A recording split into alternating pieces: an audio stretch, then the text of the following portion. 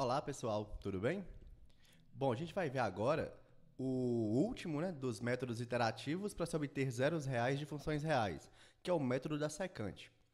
Bom, ele parte do ponto onde há uma dificuldade no método de Newton, pois o método de Newton, apesar de ser muito bom, a convergência nele é mais rápida, porém ele tem uma dificuldade que é de a gente obter o f' de x a cada iteração. Então, a cada iteração tem que calcular o valor numérico dessa derivada.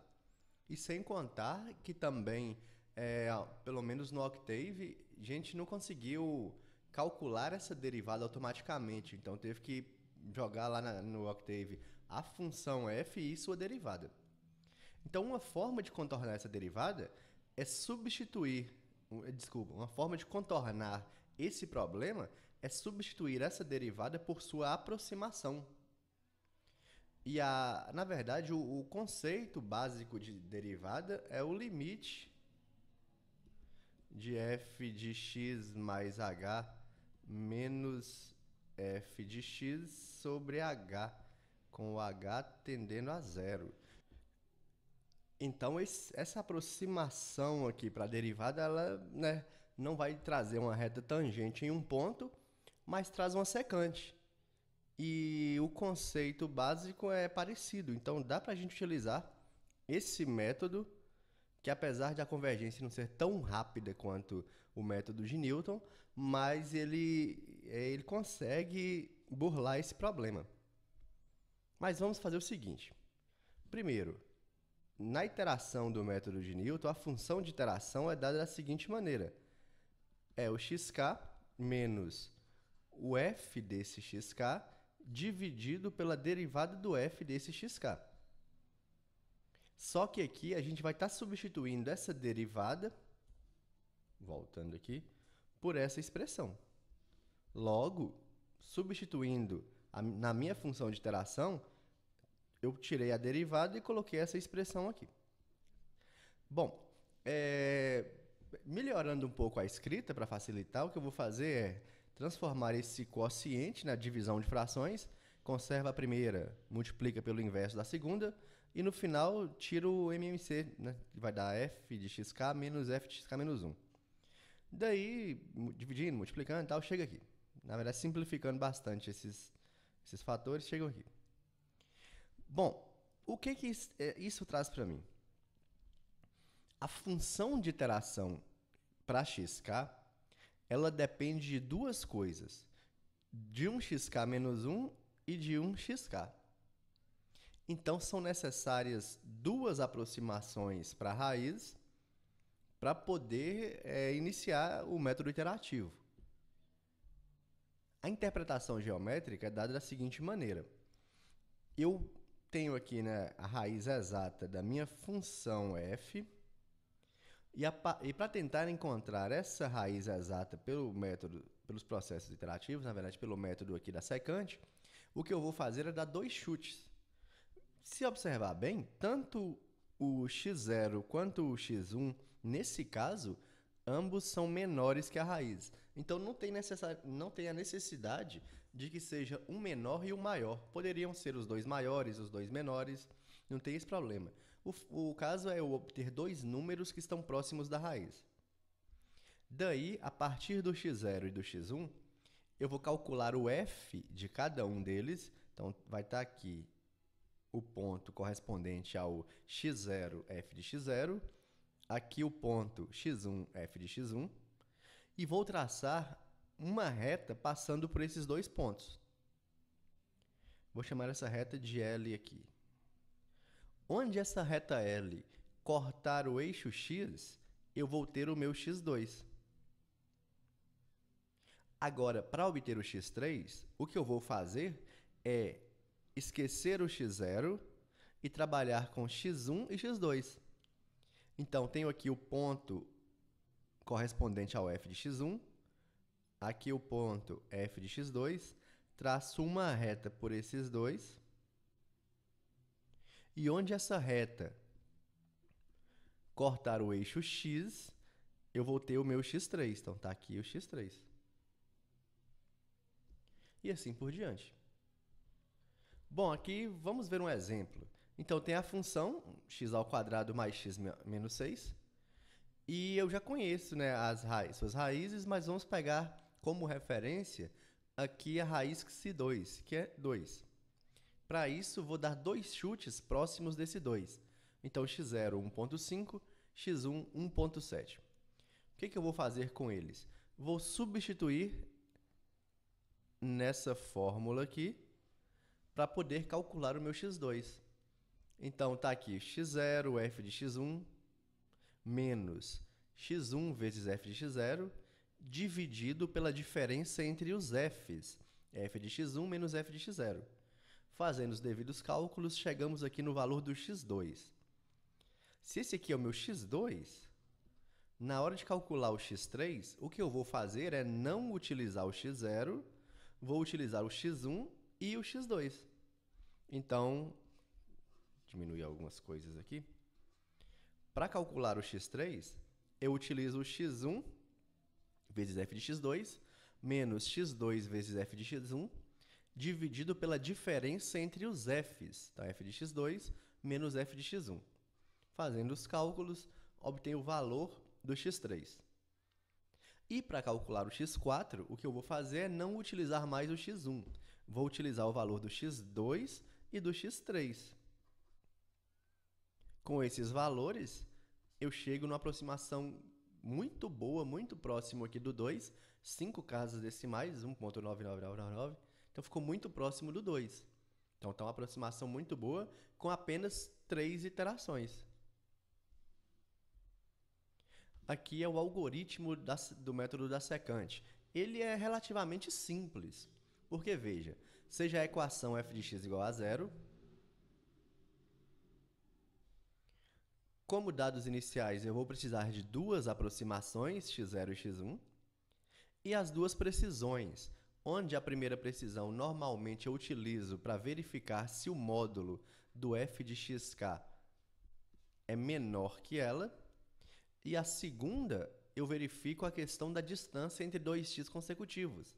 Então, xk menos xk menos 1, se essa diferença é menor que o ε2. Mas, muitas vezes, a gente coloca os dois para serem o mesmo número. Então, né, poderia utilizar só um no método iterativo.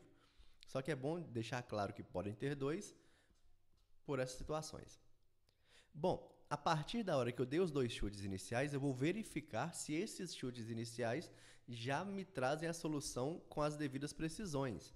Então, para isso, eu vou verificar se o módulo do f do x0 é menor que o ε1. Se for, eu vou usar esse x0 como aproximação e encerrou a função. Depois, verifico o x1, se o módulo do f do x1 é menor que a precisão 1, ou se a diferença entre x1 e x0 é menor que a precisão 2. Se acontecer algum desses, eu utilizo o x1 como solução aproximada e acabou a função. Agora, se os meus chutes iniciais não foram solução, daí eu faço o método iterativo, que é criar aqui minha variável contadora, k igual a 1. Vou utilizar essa expressão para o x2 aqui, ó. Poderia utilizar aqui embaixo? Poderia também, não tem problema. Mas acho que aqui fica mais prático de fazer as contas lá. Então, fica para o x2, x1 menos f de x1 vezes a diferença entre os x, e isso dividido pela diferença entre os f's. Daí eu verifico esse x2 obtido. Se o f dele for menor que a precisão 1, encerrou a função. Esse aqui vai ser minha resposta. Ou se a diferença entre x2 e x1 for menor que a precisão 2, eu uso o x2 como aproximação e acabou a função. Se isso não aconteceu, o que eu vou fazer é substituir o x0 pelo x1, o x1 pelo x2. Então, na variável x0, eu estou falando com o computador que ela vai assumir o valor que eu tive no x1. E para a variável x1, o computador vai assumir o valor que eu tive aqui no x2. Daí, eu vou voltar para cá para calcular um novo x2. Então, aumento uma unidade na variável contadora e volto lá para o passo 5. Aqui vamos ver um exemplo. Então, a função f de x igual a x ao cubo menos 9x mais 3.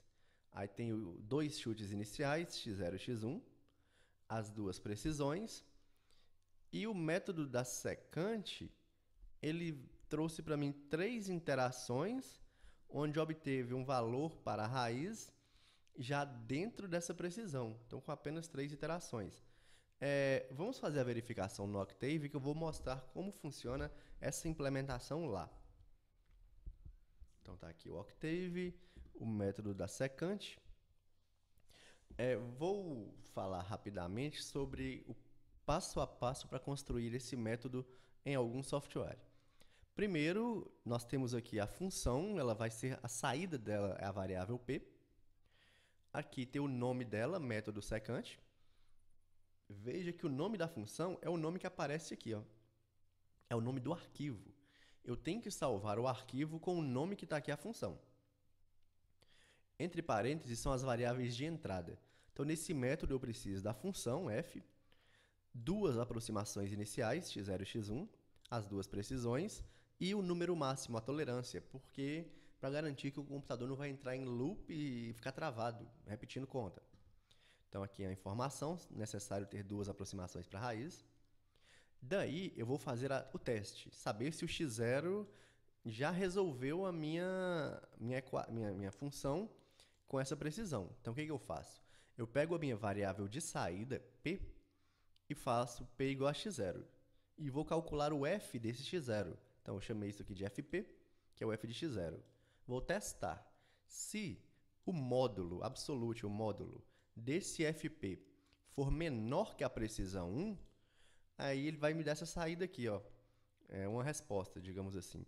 A aproximação inicial x0 satisfaz. Return. Então, acabou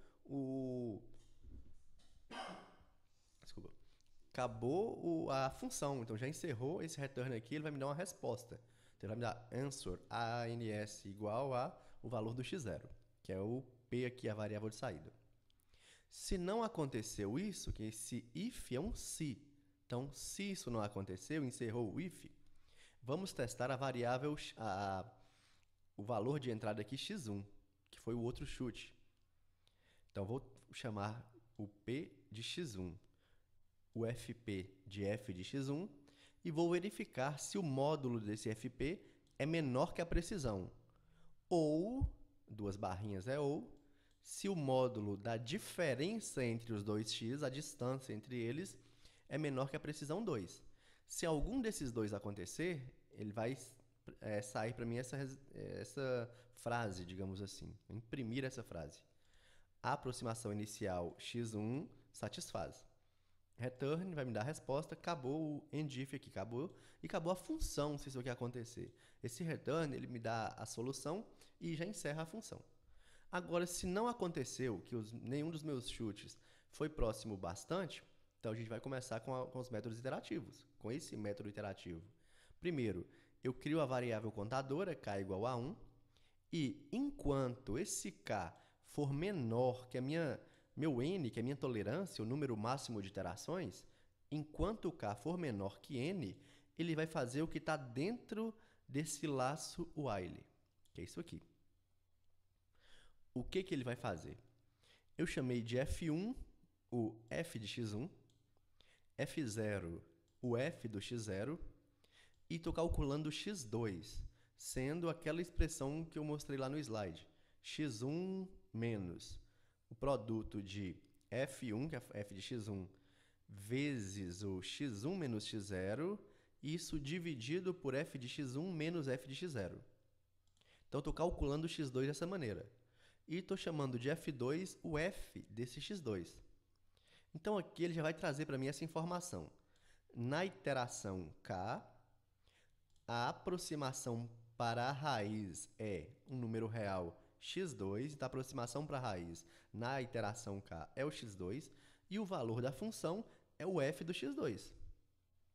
Daí, eu vou chamar de p, a variável de saída, esse x2, e vou testar.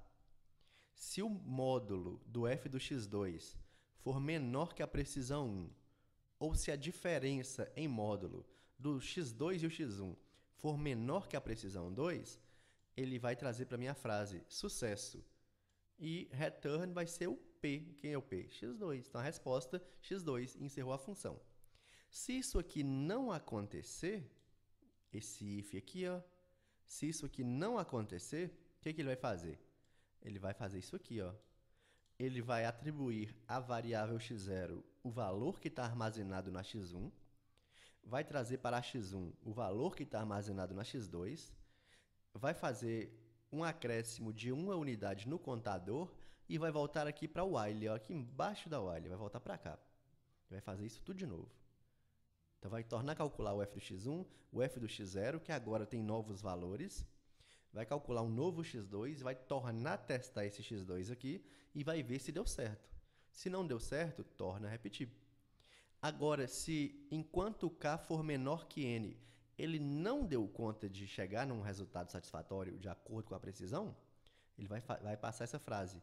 Não houve sucesso mesmo após k iterações e encerra a função. Agora, vamos testar aquela função do texto aqui. Então, a função é dada por x² menos 9x mais 3. Então, f igual a arroba x espaço x elevado a 3 menos 9 vezes x mais 3. x0 igual a 0, x1 igual a 1.